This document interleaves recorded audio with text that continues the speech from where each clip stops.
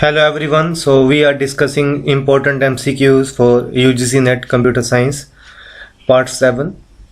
तो अभी तक क्वेश्चन नंबर 1 से लेके 60 तक मैंने ऑलरेडी पार्ट 1 से पार्ट 6 में एक्सप्लेन किए हुए हैं। सारे के सारे क्वेश्चंस काफ़ी इम्पोर्टेंट हैं। इसके साथ साथ मैंने आपको ये भी बताया हुआ है कि कौन कौन से टॉपिक्स आपने स्टडी करने हैं और कैसे आपने तैयारी करनी है। ठीक है, पार्ट 1 से पार्ट 6 की लिंक्स जो हैं वो डिस्क्रिप्शन बॉक्स में आपको मिल जाएंगे। तो स्टार्ट करते हैं क्वेश्चन नंबर 61। और ये क्वेश्चन मैंने आपको पार्ट नंबर 6 के लास्ट में पूछा था। 61 question, on receiving N interrupt from N input output device the CPU halts for a predetermined time, hands over control of address bus and data bus to the interrupting device, branches off to the interrupt service routine immediately or branches off to the interrupt service routine after the completion of the current instruction। कि जैसे ही CPU को interrupt मिला किसी input output device से, CPU क्या करेगा? वो कुछ टाइम के लिए होल्ड हो जाएगा, जहाँ वो एड्रेस बस और डेटा बस का कंट्रोल इंटरप्टिंग डिवाइस को दे देगा, जहाँ वो branches of to the interrupt service routine immediately और branches of to the interrupt service routine after the completion of the current instruction. तो जैसे ही इंटरप्ट मिलता है CPU को, वो पहले जो इंस्ट्रक्शन को एग्जीक्यूट कर रहा होता है, करंट इंस्ट्रक्शन को, उसको कंप्लीट करता है, then branches of to the interrupt service routine. तो राइट आंसर इसका हुआ ऑप्शन डी कि after the completion of the current instruction. Next question 62, the reduced form of the Boolean expression. ये Boolean expression दिया गया है, इसको सिंप्लीफाई करना। तो सिंप्लीफाई करने के लिए चलो इसको सिंप्लीफाई करते हैं। यहाँ पे a प्लस बी और इंटू ए प्लस सी दिया गया है। तो पहले तो मल्टीप्लाई हुआ, a इंटू ए हो गया a plus a into C हो गया ए सी प्लस b इंटू ए हो गया बी ए, और जिसको हम ए बी बी लिख सकते हैं, और b इंटू सी हो गया B C, which is equal to a हमने यहाँ से कॉमन निकाला 1 plus C plus A B है प्लस बी सी है, which is equal to 1 plus C. ये प्लस क्या है? और ऑपरेटर है। 1 में अब 1 प्लस सी की वैल्यू जहाँ 0 हो सकती है, जहाँ 1 हो सकती है। तो और ऑपरेटर में यहाँ पे अगर आपको 1 दिखाई दे रहा है तो इट मीन्स 1। तो 1 प्लस सी क्या होगा? 1 ही होगा। सो ए रह गया plus A B plus B C, which is equal to A यहाँ से कॉमन निकाला 1 plus B plus B C, and which is equal to A. 1 plus B क्या है? 1 ही है। So A plus B C. So right answer इस question का होगा option number 4, A plus B सी।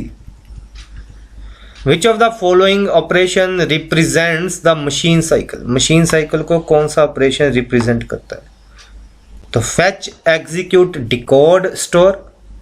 जहाँ एग्जीक्यूट, डिकोड, स्टोर, फैच।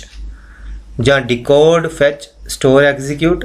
जहाँ fetch, decode, execute, store. तो which operation represents the machine cycle? तो इसका सही आंसर है ऑप्शन नंबर, आपको क्या लगता है क्या है इसका सही आंसर?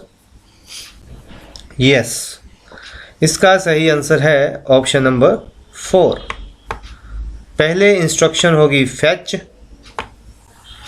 इंस्ट्रक्शन को फैच कर लिया। डिकोड, डिकोड का मतलब है इंस्ट्रक्शन का मीनिंग समझना, कि इंस्ट्रक्शन में कोड क्या है, उसके अकॉर्डिंग कौन सी इंस्ट्रक्शन है, कैसे करना है, कैसे इंस्ट्रक्शन को डिवाइड करना है, ये सारे का सारा आएगा डिकोड में।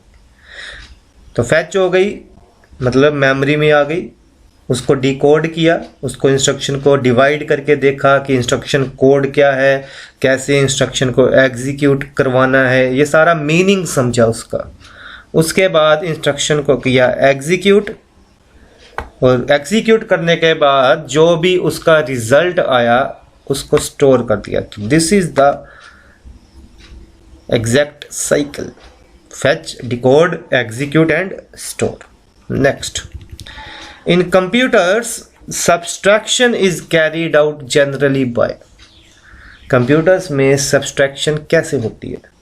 वंस कॉम्प्लीमेंट से, जहाँ टूज कॉम्प्लीमेंट से, जहाँ साइंड मैग्नीट्यूड से, जहाँ BCD सब्सट्रैक्शन मेथड से। और ये क्वेश्चन बड़ा इंपॉर्टेंट है, बार बार सीधे का सीधा क्वेश्चन यही आता है और सिंपल भी है। कंप्यूटर्स में सब्सट्रैक्शन जब भी होगी ना, वो होगी टूज कॉम्प्लीमेंट मेथड से होगी। अब टूज कॉम्प्लीमेंट मेथड क्या होता है? सपोज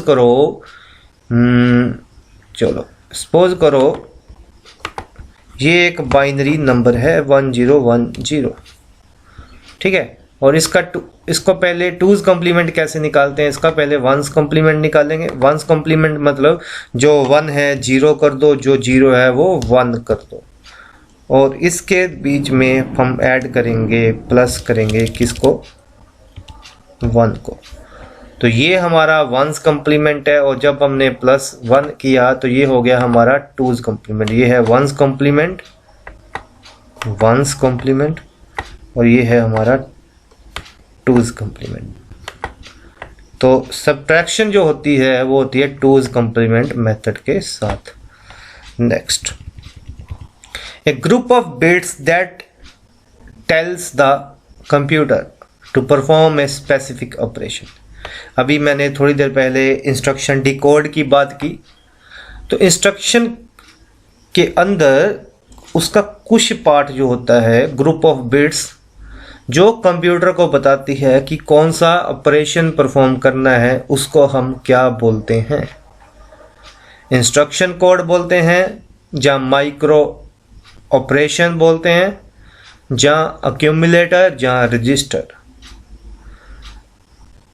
तो group of bits that tell the computer to perform a specific operation is called instruction code. तो right answer is option A. Next, अभी इसमें मैं आपको टूज कॉम्प्लीमेंट निकालना भी बता दूंगा। कहता the two's complement form use 6 bit word, 6 bit word को यूज करना है, ऑफ द नंबर 1010 इज। इसका टूज कॉम्प्लीमेंट क्या होगा? ठीक है जी, तो इसको करते हैं। पहले तो ये जो नंबर है ना 1010, इसको हम बनाएंगे 6 बिट का, क्योंकि इसने 6 बिट का वर्ड बोला हुआ है। तो 001010 ये आ गया, तो ये बन गया हमारा 6 बिट का वर्ड।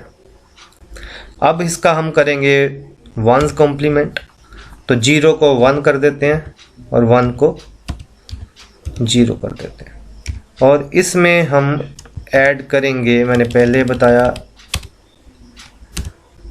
1 को ऐड करेंगे, तो रिजल्ट क्या आएगा ये अभी बताता हूँ आपको। तो रिजल्ट आया 1 + 1 हमारा हो गया, रिजल्ट आया 1 + 1 हो गया 10, 0 यहाँ पे एक कैरी करके 1 आ गया, ठीक है, और ये 1 आपका ही ऐसे ही आ गया। हाँ, अब ठीक है, ये 1 ऐसे ही आ गया, तो ये बन गया 110, ठीक है, और ये 0 ऐसे का ऐसे ही रहा, ठीक है, और ये 0 + 1 1 हो गया, 0 + 1 1 हो गया, तो ये इसका ऐसे आया टूज कॉम्प्लीमेंट। तो 110 right answer is option number B. तो यहाँ पे फिर से बता देता हूँ, ये हमने पहले किया 6 बिट का हमने वर्ड बनाया, तो ये बन गया 6 बिट का वर्ड बन गया,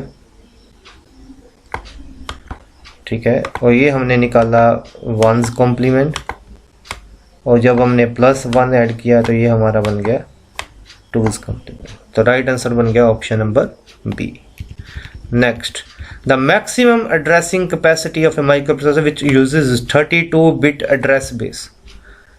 उस माइक्रो प्रोसेसर की मैक्सिमम एड्रेसिंग कैपेसिटी क्या होगी जो 32 बिट का एड्रेस बेस स्टोर करता यूज़ करता।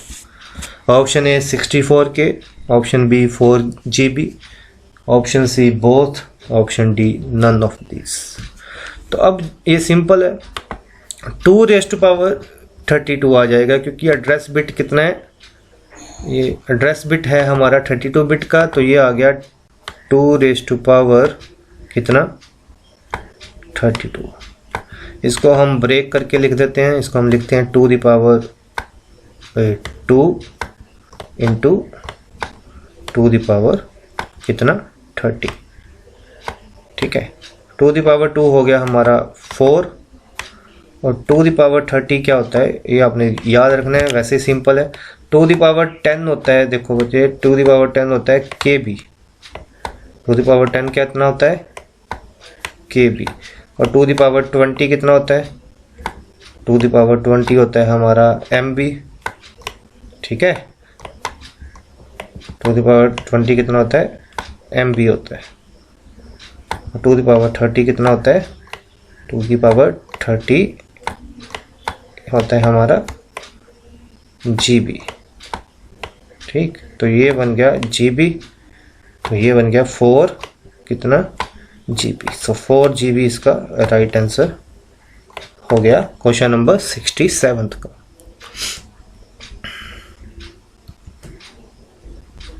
नेक्स्ट है a page fault. Page fault क्या होता है? It occurs when there is an error in a specific page. ठीक है, मैक्सिमम स्टूडेंट यही ऑप्शन बोलते हैं, उनको लगता है कि पेज में फॉल्ट है, मतलब पेज में एरर है, तो ये हो गया ऑप्शन ए सही, ये गलत है। ऑप्शन बी कहता है occurs when a program accesses a page of a main memory. Occurs when a program accesses a page not currently in main memory. occurs when a program accesses a page belonging to another program। तो ये तो गलत ही है, belonging to another program ये भी गलत है। अब पेज फॉल्ट होगा क्या कि एक प्रोग्राम ने किसी पेज को असेस करना है, तो पहले वो मेन मेमोरी में देखेगा कि मेन मेमोरी में वो पेज ऑलरेडी है या नहीं है। अब ये पेज क्या होता है, ये आपको ऑपरेटिंग सिस्टम में पेजिंग का कंसेप्ट आपको पता होना चाहिए। तो ऑपरेटिंग सिस्टम ने क्या किया, प्रोग्राम कोई एग्जीक्यूट हो रहा है, उसने पहले मेन मेमोरी में देखा कि पेज है या नहीं है। अगर पेज है, ठीक है, तो अच्छी बात है। अगर पेज नहीं है तो पेज फॉल्ट आएगा। So it occurs when a program accesses a page not currently in main memory. Question number 69 read करें आप। Decision support system is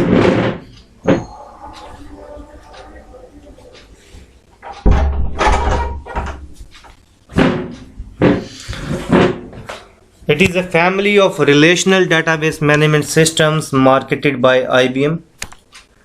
Interactive system that enable decision makers to use database and models on a computer in order to solve ill-structured program। ये question भी काफ़ी बार आया हुआ है, तो इसलिए मैंने सोचा ये भी इंक्लूड कर देता हूँ। It consists of nodes and branches starting from a single root node. Each node represents a test और डिसीजन, और ऑप्शन डी है none of this. So decision support system क्या होता है, जो डिसीजन मेकर्स को हेल्प करता है कि वो इल स्ट्रक्चर्ड प्रॉब्लम्स को सोल्व करें। हेल्प कैसे करता है? With the help of database and models. तो राइट आंसर हुआ ऑप्शन इसका B. Decision support system is an interactive system that enable decision makers to use databases and models on a computer in order to solve ill-structured problems. Question number 17. Euclidean distance measure is, it is a stage of the KDD। KDD क्या होता है? Knowledge discovery process in which new data is added to the existing selection। The process of finding a solution for a problem simply by enumerating all possible solutions according to some predefined order and then testing them। The distance between 2 points as calculated using Pythagoras theorem, और D none of these।